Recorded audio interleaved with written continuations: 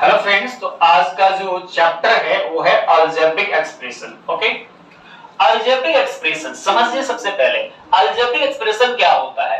Algebraic expression जो है constant और वेरिएबल का कॉम्बिनेशन होता है। किसका? तो कांस्टेंट और वेरिएबल का क्या होता है? कॉम्बिनेशन होता है। क्लियर? कांस्टेंट और वेरिएबल क्या होता है? कॉम्बिनेशन होता है। Okay, the combination of variable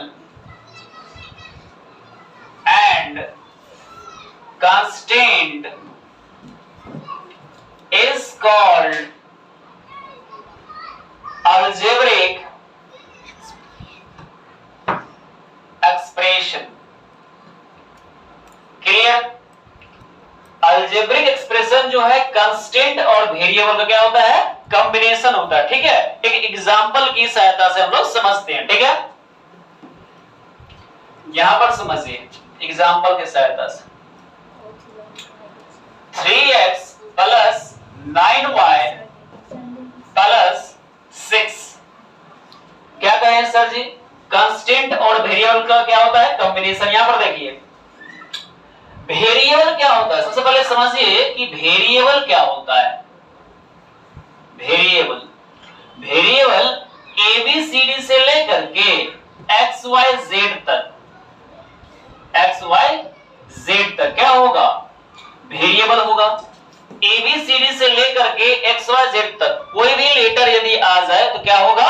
variable होगा। ठीक है, अब कांस्टेंट समझिए क्या होता है। कांस्टेंट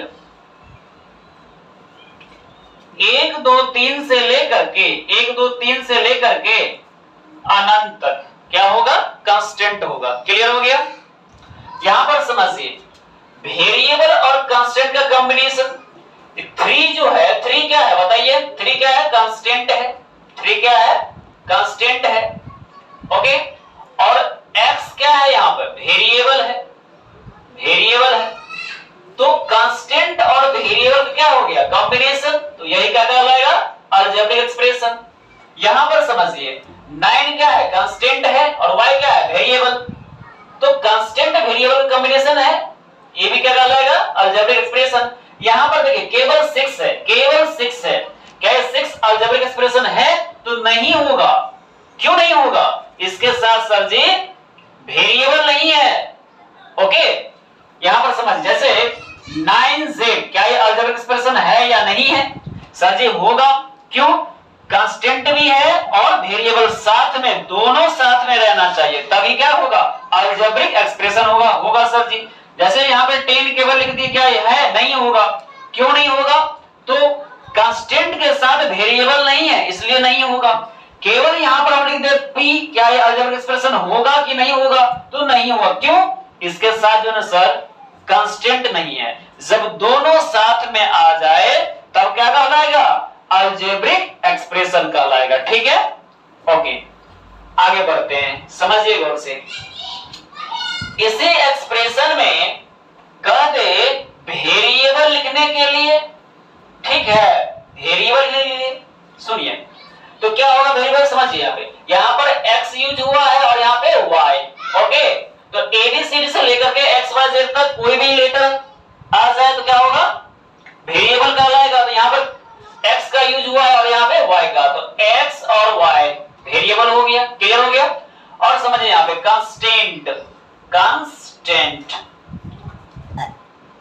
कांस्टेंट क्या होगा?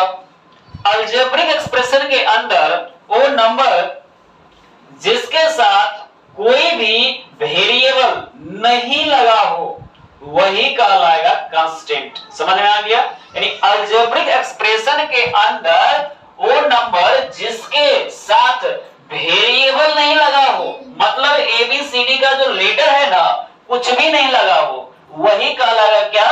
कांस्टेंट कहलाएगा। ठीक है, यहां पर देखिए 6 जो है क्या है? कांस्टेंट है। इस 6 के साथ कोई भी वेरिएबल नहीं है, इसलिए क्या कहलाएगा? कांस्टेंट कहलाएगा। ठीक है, तीसरा समझिए टर्म। इस अलजेब्रिक एक्सप्रेशन में कितने टर्म है? 1 2 3, कितने टर्म है टोटल? 3 टर्म है। क्या है?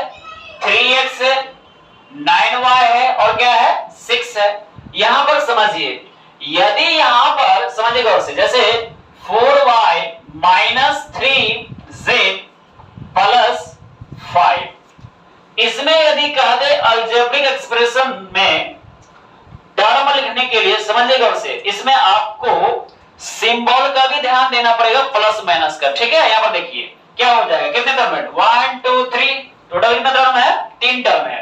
पहला है 4y कॉमा, यहां पर देखिए माइनस 3z है ना, तो माइनस 3z ही लिखना पड़ेगा आपको, प्लस में नहीं लिखना है। क्यों? क्योंकि यहां पर साइन है माइनस में, इसलिए आपको सिंबल का भी ध्यान रखना पड़ेगा, ठीक है। यहां पर क्या है 5, तो कितने टर्म हो गए टोटल, 3 टर्म हो गया। समझ में आ गया? ओके।